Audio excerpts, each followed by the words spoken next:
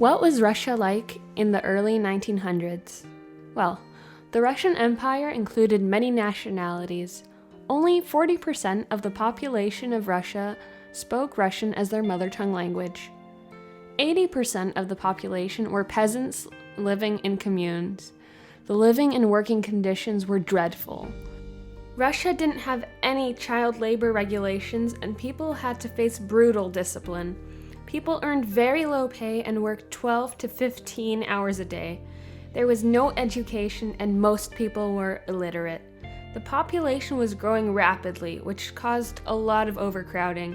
There was bad food, disease, and alcoholism.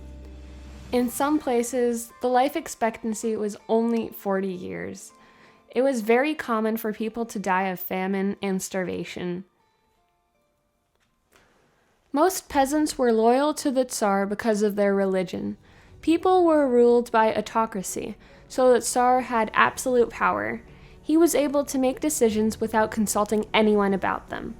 Tsar Nicholas had some good qualities, like his loyalty to his family and attention to detail.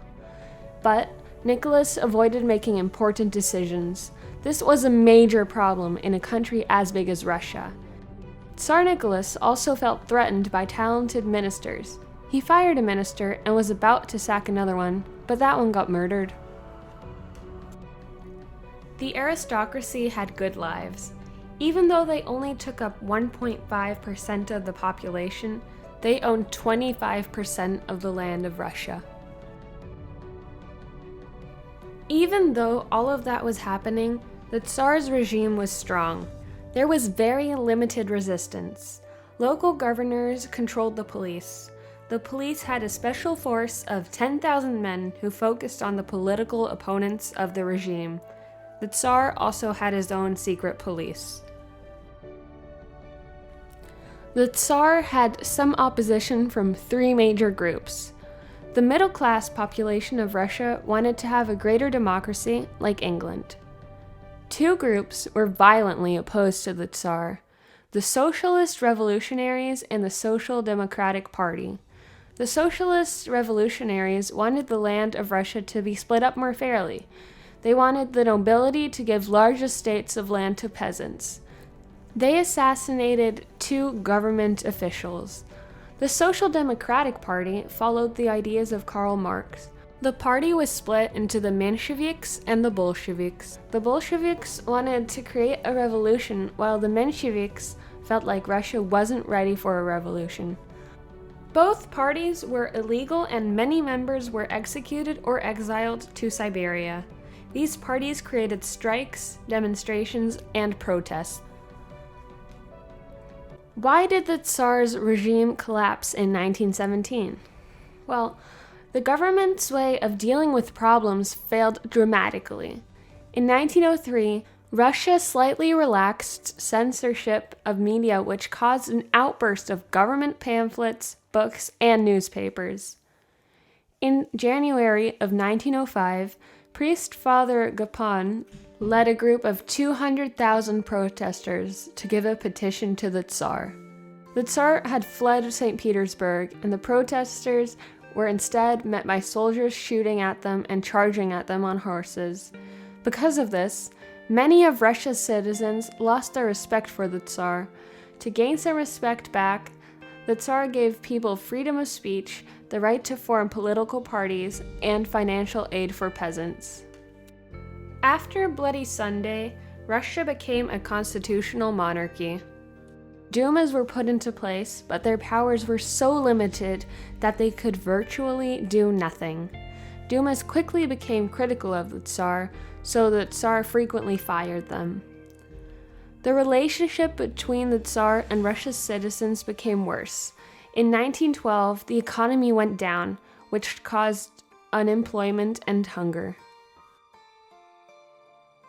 Russia entered World War I in 1914. Russia's citizens were very patriotic. Soldiers were enthusiastic about the war, but they soon found out that they weren't equipped with enough resources, weapons, and armor. In September of 1915, the Tsar took personal command of the army. This meant that any defeats were at his fault, and there were countless defeats, so soldiers started despising him. A high percentage of Russia's peasants and workers were killed in the war. Food production remained high, but many peasants had food and fuel shortages because they couldn't be transported. The aristocracy had no workers for their estates because peasants were fighting in the war. All of these economical problems caused the March Revolution. Strikes broke out all over Russia, and they were joined by members of the army. The strikers refused to stop. Almost everyone became a part of the revolution, which caused industry to come to a standstill. On the 15th of March, Russia was done with Tsars. After Russia got rid of Tsars, the provisional government came into place. But this didn't solve Russia's problems. Though the government included some well-known people like Alexander Kerensky, it also included people who had no experience with the government. The provisional government wanted to keep their allies in the war, so they continued to fight in World War I, while also trying to settle Russia down. Lenin wanted to go even further with the revolution. When he heard of the March Revolution, he came back to Russia from exile in Europe.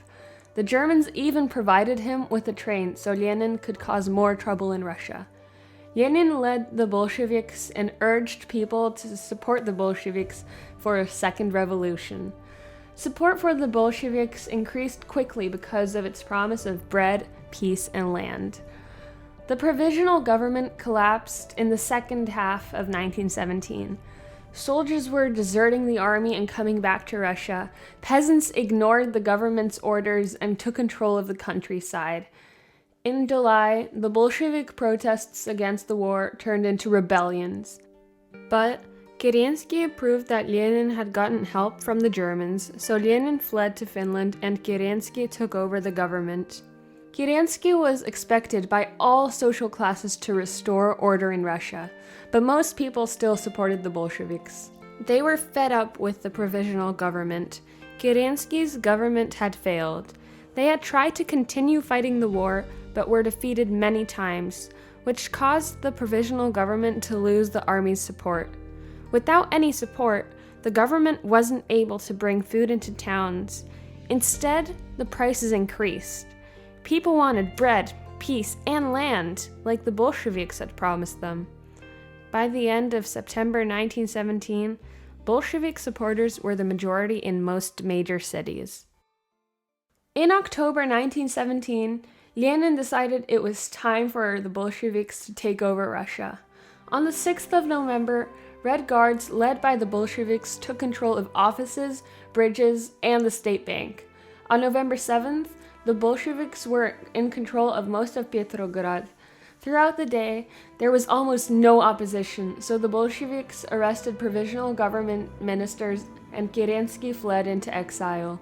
The provisional government was overthrown on November 8th. The Bolsheviks didn't have the support of the majority of Russia's citizens, but they were able to take over because the provisional government was unpopular. The Bolsheviks were dedicated to the revolution. Over half of the army supported the Bolsheviks, and Bolshevik supporters were in the right places.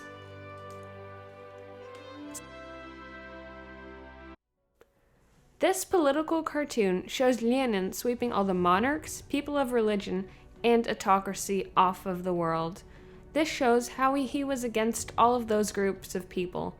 This majorly appealed to peasants who were in dire economical situations because they could see all the rich people leave, which meant that they would receive riches. The cartoon also shows how Lenin wants to gain power and stand on top of the world.